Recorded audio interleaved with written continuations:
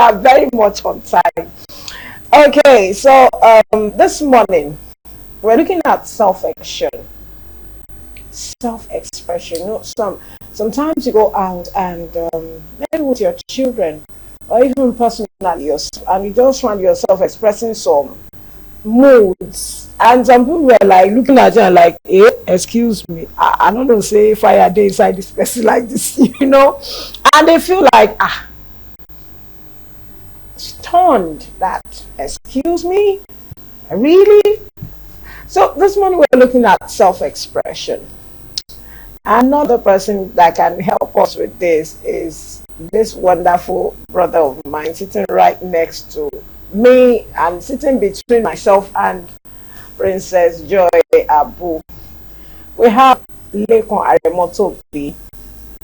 He is a certified relationship and marriage counselor, and he'll be trashing this for us this morning because, you know, our Monday is talk basically on the singles, those who are yet to be married, and also we bring in, you know, those who are still very young and are newly married into our discussion.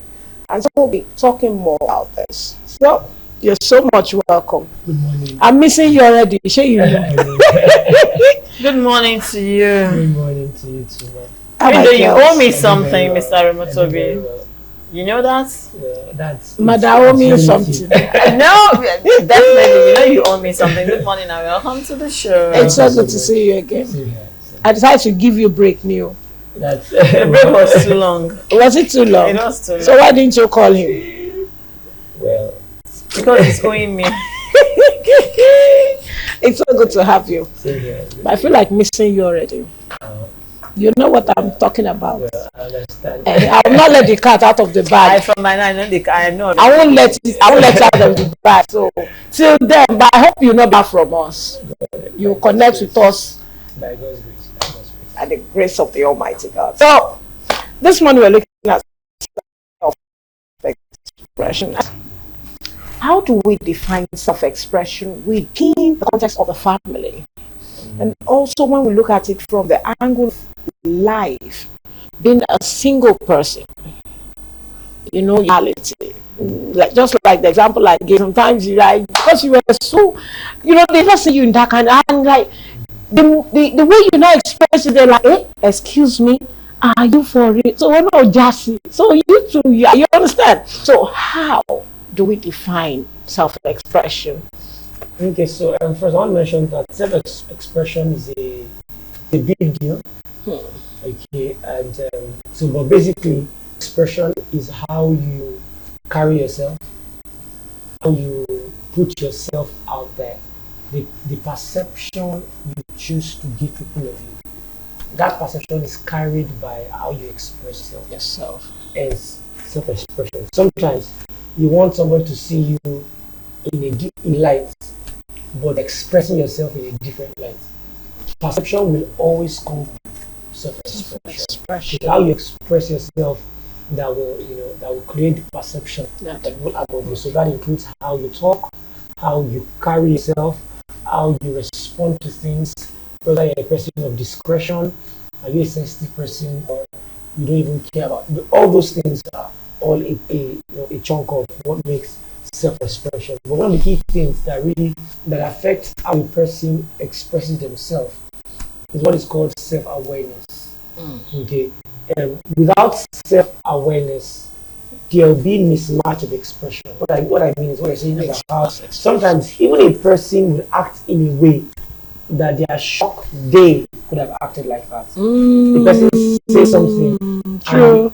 Did not expect that they could have spoken like that as well. Okay, usually it's that there's a disconnect between self-awareness and self-expression. And then what's self-awareness?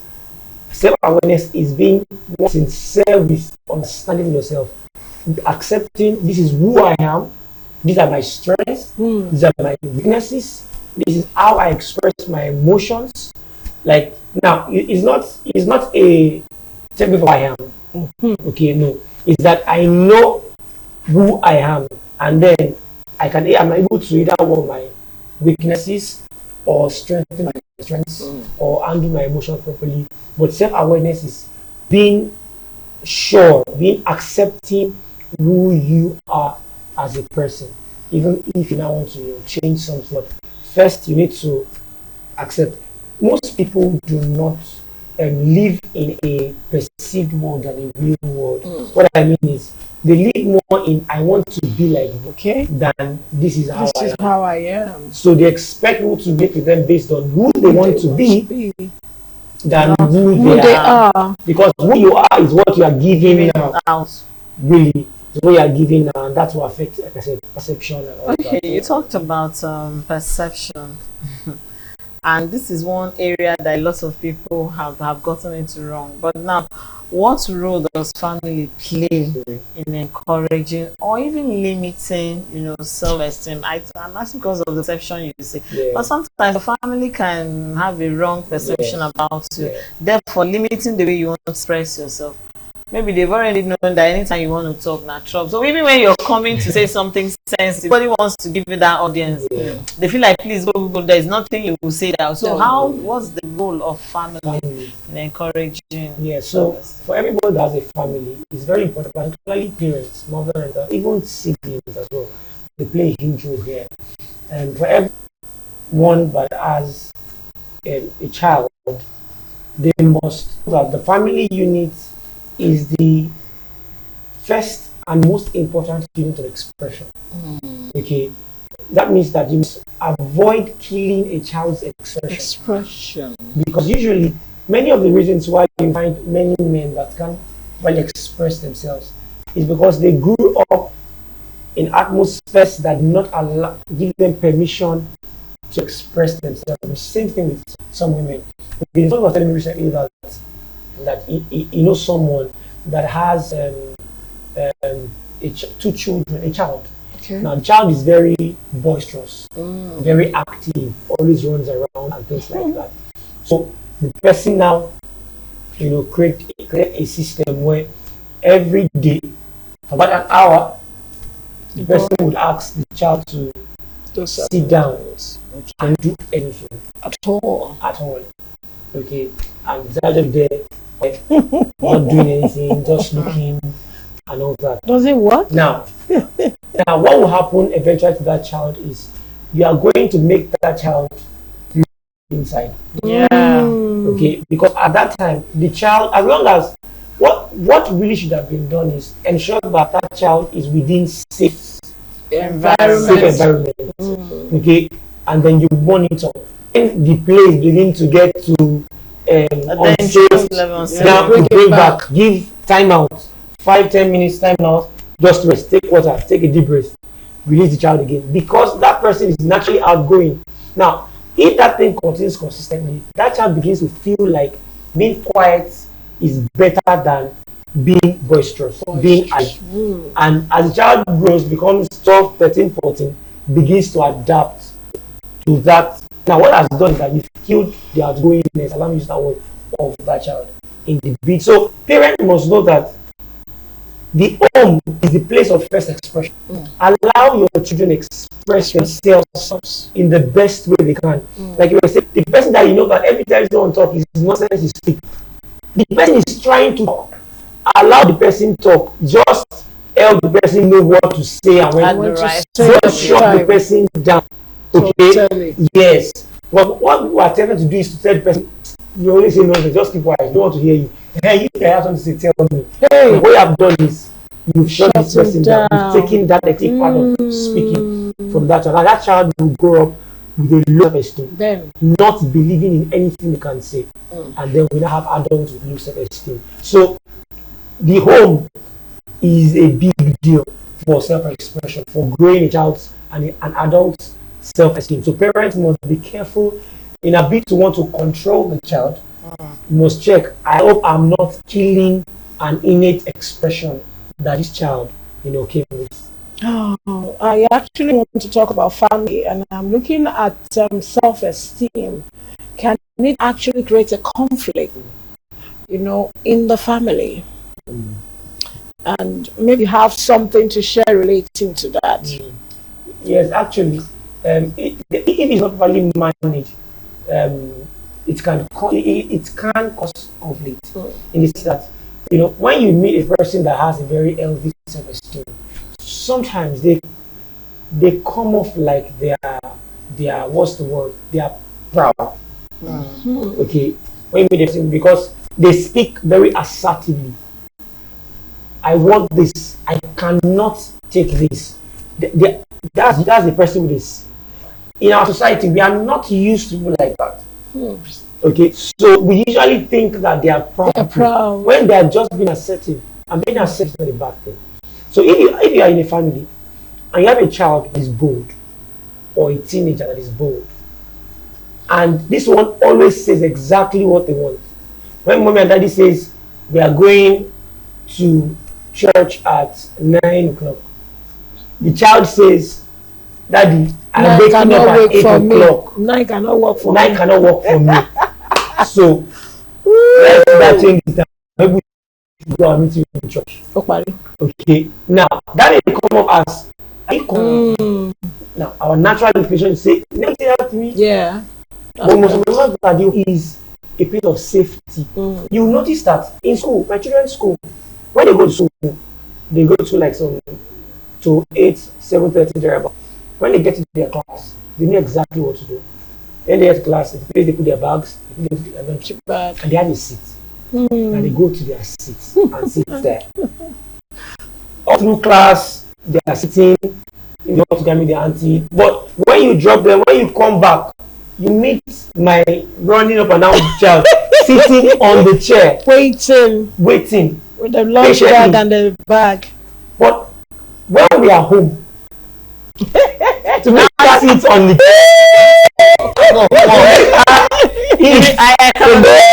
I love that because she understands the environment of the school from the home. Exactly. Interesting. So if I'm not trying to make her act like she's in school at home, I will miss it. And that's what we always expect of children. We want them to the organized system is what we expect them to be at home. But it can't be like that. They're at home, they feel safer. At home. That's why it's called home in That's the why first it's called place. home in the first place. I'm still going to open a turn that assertiveness to go deeper because even those who are grown up in their teen age, like the example you created now, many of the pastors' children, ministers of children, you know, they will tell you, "Mommy, this is what I want to do." You know, to get to a say, you're like, "Am I not missing this with this child?" And, you know, out of fear and what people will say, you know, we are Africans. Joe will say, "Big sis, it's not that your daughter is not in church at this time, as you were in the same church to create the scenario. Are you sure? Are you not giving her what much example are you laying? You understand? Are you not giving her too much room? Because other people still church and your own son is not, and you're not allowing him to. You understand? So wait, how can we make this work? Do I have to continue with this? Just a turn to this place. Like I am a what's the word? I encourage you to be assertive. Okay, why? Because we prefer quietness as a society. Quietness is when a person is quiet, you don't even know what to correct. You don't know what to come in. Yes. So when a child can tell the mother that, you know what, this your 9 o'clock cannot work for me. Now what has happened is that the parents know that 9 o'clock cannot work for this child. Okay. Now they can insist at that time because there's also the balance of being respectful. You know, 9 o'clock cannot work for me. We are saying we are insisting on 9 o'clock for that day. Next Sunday, rather than tell that child on Sunday to be ready for 9. It's on Saturday. On Saturday. Chola, you know what? Church is 9 o'clock. Go and get everything and go to bed early because we are all going together. Now, what you have done is, rather than create a system where there's loggerhead, you have given that child an opportunity to prepare ahead and readjust. Now, that child knows that, particularly a teenager, knows that my parents are considering me. Because naturally, now, a parent that doesn't understand this want to say, I am your mother. Yes, so African parents. The next Sunday again, you find yourself in that circle, and then Shouting. every Sunday you are walked up. Before you get to service. You are walked up every service, and you realize, okay, something is wrong. And then you begin to point, you begin to is the child is disrespectful, but there's a way we can manage it. Now, there's assertiveness and there's being disrespectful. Thank They are two you. different things. Okay, like example I give. Now, if the parents now give, that way and say, you know what, tomorrow they're going to church early, make sure you prepare.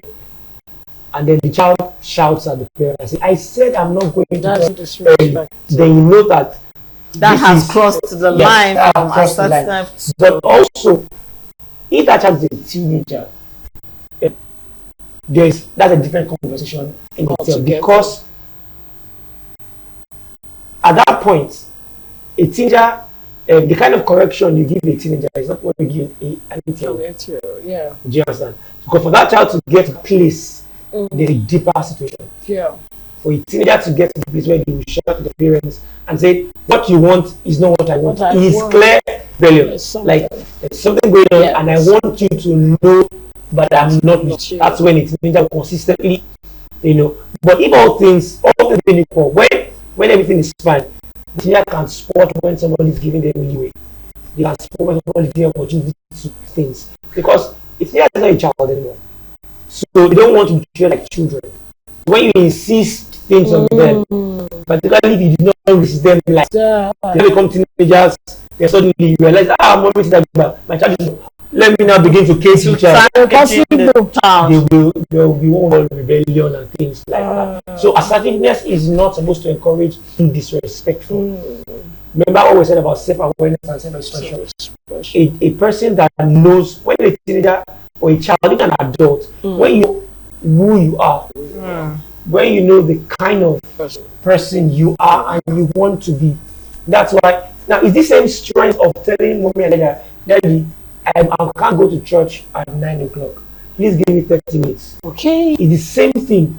That is that same strength that child will take to tell a lecturer that wants to sleep with her, but this cannot work. But if you've not trained your child to be assertive at home, that child will not be able to speak in public. Sure. Do you understand? Yeah. So sometimes we must see that this thing is not just a whole situation. We train them at home to be able to express, to face a larger society. Because that society is not controlled. Smiling. Yes, so they'll be able to deal with situations like that. So assertiveness is key for everybody that has a good self-esteem and self-awareness. It's time for us to go for our word on marble. I hope you're enjoying this and you're actually picking very vital points from this discussion. Self-expression. We'll go for our word on marble. We'll be right back after this break. Stay tuned. So we've been talking about self-expression. How do you express yourself? Do you think it's good to express yourself? It's better so that they know who you are, because who you are goes a long way. You have, like I always tell you have something great deposited inside of you. One thing you just need to know is how to use it. Even when Superman started flying, they had to teach him how to fly. Do that cartoon. Have you forgotten? So Joy, over to you as you ask the question. Now let me ask, how can we encourage family members to be self-expression? We're talking about children, and do you know that sometimes even parents struggle with expressing themselves in front of their kids, making them try to understand from the points they are coming from. And when that starts happening to a parent, that's when you start seeing them becoming authoritatively. They want to establish an authority, not because they want to tell or have a conversation. So how do we encourage family members, to have that expressional attitude with one another without being judgmental? That's another thing that comes with self-expression, without being judgmental of whatever you're receiving back or getting back, or what you're even hearing from this person. Or sometimes there's not somebody to tell you before you start, hey, that is how The moment you start that, you start shutting the other person. Even husband and wives, it happens, you know. So how can we encourage family members to be self-expression? Yes, so importantly is that, even for couples that don't have children yet, and I always advise newly wedded couples what is called a family culture. Okay. So that there is a system that a way your house runs already. So when the children are coming into that system, they know this is how things run. System. Yes, this is how things run in our house, in our family. Okay. If they've met children that have come from a home where they are very self-expressive, you find out that they are more courageous, they are more confident than those that come from a home that they shut them down a lot. Okay, so you find out that parents must consciously allow their children to speak. Now, they will get it wrong as the children, irrespective of their age. At some point, they will get it wrong. Now, getting it wrong doesn't mean you now bring condemnation to them. Like I said, the family must always be a safe space for everybody. So there'll be times when there'll be corrections. Okay.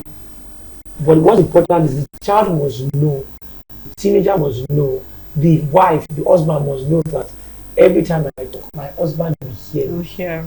The husband must know that if I have something to share, my wife will hear me. The children must know that my parents will always hear, even if they are tired, they will still give me an audience. And particularly for children, my 5-year-old this morning came crying and said that one of the aunties promised something. She said that Daddy said that every time we promise somebody something, we must do it. And teacher so promised me this. She did not want to do it. She was not crying. Now, because consistently I've told her that if you say you will do something for somebody, make sure you do it. So she expects that if she's like that, you must like true. Yes. So I'm trusting that if she grows like that, she's the person that if you promise her something, she demand it. Like you made a promise. You made a promise and shy away from that promise. It's something that's been instilled in her already. And it doesn't come from a place of entitlement, but to give you your word, what should be your promise. You must keep to your word. So if you promise this, sometimes when I promise, I say that you can write it down. I love that. Because we are teaching them, don't say what you will not do. So we don't do things like go and wear your slippers, I'm coming. And then we run away. You know that when we're growing up. We don't do things like put on your slippers. It's wrong. Because what it does is it gives the child a perception of difference, and it inherently affects their self-esteem because they're not sure when daddy is telling the truth, when we tell the truth, and they become like that as well. They say the truth when it's convenient, they lie when it's convenient. So all this is how the family must create a structure. Because really, every family is, I'm coming, I'll buy you sweet, you come back, you don't buy sweet. I'm coming. Do you understand? So things like that, we must eradicate it from our homes and create schools of integrity. Create schools where you allow them speak. If I randomly bring your children together and ask them to just say what's on their mind, particularly you have grown-up children, let them talk. Let them, like I said, sometimes they will talk roughly, they will be disrespectful, it will pay you small, but you will use it as a learning curve for them. You train them, you help them. Like I said, the important thing is so that when they enter an uncontrolled world, they will know what to expect from that world. They will not take anything because and don't settle for less. Exactly, they won't settle for less because they know their worth. They are self-aware. It's there. The reason why some single ladies are just with some guys is because of this lack of self-awareness. Because of their parents did not teach them these things. So a random guy, because he buys you a car, for example, which is even far-fetched, but because he buys you a car, you interpret it as love. Now, that itself shows that there's a problem with your upbringing. Yeah. How did you come to a place where you think that the external is what defines love? So that itself shows that child was not giving the kind of self-expression to understand it's not a themselves material thing. and understand what really love is. So the family, plays a significant role in how we come to ourselves, understand ourselves, become self-aware, how we also seek, how we treat others. And this self-aware thing is, it's not an excuse to be rude. If you see somebody that is rude to a conductor, for example, that's not self-awareness. That's being rude. That person is not self-aware. In that area. Because if you are self-aware, for example, you know that I am worth more than standing at the bus stop and exchanging words with a conductor. So it's lack of. So you see that many things that people act, many way people act. Some people lash out at others. Lack of self-awareness. If you are aware, you know you can spot when your emotions are on rise, and you can know. I think I need to keep quiet now, because if I say something else, I'll say, "Oh, rubbish." Please give me 5 minutes. I'll come back to this conversation. That's self-awareness. When you see a boss lashing out at their staff and say, "What's wrong with you? I'll send you away. And why are you looking for a job?" That boss lacks self-awareness. If he's self-aware, you know to go to the office, take a break, then come back and receive the conversation. So self-awareness is broad. It's for everybody. Whether it's a child, it's the boss, the man, the husband, the wife, the single. We must learn to be self-aware, because it affects what we take from the world and what we express It affects you generally, everything around you. It does. Now, talking about culture and tradition, how can it foster self-expression? How? Okay, so there's traditional kind of there's traditional culture, okay, that expresses itself in various forms. Say for the Yoruba, for example, there's a way you are required to breathe. Okay, the way you are required to breathe. Okay, you're supposed to pray, so you're a guy, you're supposed to kneel down. Okay, that in itself is like a framework of expression, which means that there's no creativity you want to do. If you are going to greet, this is the parameter of greeting. Okay, you can't decide to and say you want to shake hands. Okay, so culture, now some people can see it as limiting, okay, depending on the culture they come from. But it's important that people can respect the culture. So if you meet somebody, say from the United States, okay, and the person greets by handshake. Now, self-awareness is not automatically saying that person is disrespectful. Okay, because that's their own cultural context. Their own cultural context is to prostrate. Their own cultural context is to call their fathers by name. So it doesn't necessarily imply disrespect. So you must understand that expression in the context of the person's culture. That's one. Now, the one I said about the family culture, a family must have, this is how we do stuff. Like you say, family and values. That is the value of this home. In this home, we don't do things like that. So things like having a coffee. Everybody must be home at this time. If you are not home at this time, you must have sent a message. The reason why you are not home at this time. Now, that is culture. It looks like boundary, but boundary is good. Most times when we hear the word boundary, we think control, we think suppression. But think about it. There is nothing in life there's nothing good in life to enjoy that is without boundary. The reason we go to the beach and enjoy the beach, so there's boundary. If the water spills, that's what we call flood. It's not that beach. Okay, think of your gas cooker. If you turn it on, the reason why you can use it with the fire is because there's boundary of where the fire is supposed to stay. Imagine doesn't have a boundary. Imagine your house, you can the moment you leave home in the morning, you are not sure your house. When you get back, who's sleeping on your bed? Boundaries. So boundary is what makes life. Really. So if you're a person that has problem with having boundaries, because that's what culture gives us. Family culture or traditional culture. A person that has problem with boundaries, they're a very lawless person, and is also part of lack of self-awareness. Because that implies that you can express yourself anyhow, undignified. You can be in a social place and then you are talking anyhow because there's social cutting. Yeah, of Okay, course. there's a way you're supposed to present yourself, and then you decide to dress do it anyhow, to any anyhow. place, speak anyhow, any place. Throw caution into Because the feel wind. I'm being myself. No, self awareness is not just being yourself. It's having caution, knowing this is what fits into here. This is who I am, and this is how I connect with different people. Okay, because of time, I'll just ask this question, and I want you to, like, on the 1 minute to answer me. How can we use self-expression to strengthen family bonds?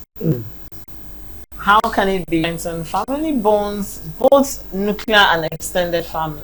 Yeah. So family members must be willing to allow to encourage the expression of the other person. Okay. So that's the responsibility of every family member, that they avoid being the one. Every family member must decide, I will not be the one to shut down the expression of the other person. I can nudge, I can guide, I can correct, but I will not shut Shut down. the person. Everybody must make that decision. Everybody must make make that that decision. decision. I'll just wanted to give your final word on self-expression. You've talked about self-expression. We've talked about a little bit of assertiveness and self-awareness. Yeah. So, in conclusion, In conclusion, for people that might have gone through a life where they now have a low self-esteem, I want to encourage them to know that you have a voice and you have something that matters in the world. So don't allow your low self-esteem, don't let it cage you. Find help out of it and begin to express yourself the appropriate way. okay, I want to say a big thank you Oh, to thank you. Lekon Ademotobe. Said help and make that expression something. It's something you just need to do to help yourself. You have so many beautiful way of bringing out the best of you, and reach out to many around you, and they will pick one or two things and say, wow, oh, so you do this? Yeah. Really? I'll need your contact. It goes that far. He said there's no job there. You'll see. Before you know it, you get engaged and you just find a way to make more money in the, in a cool environment. You don't even need to struggle for it. And that's what self-expression can also do for you. So just know where and how you need to express yourself. Joy. Okay, it's very important. Just like Olorian, I guess I said, and we've discussed on the show, have self-awareness. Very, very important in having your self-expression. Thank you very much for being a part of the show this morning.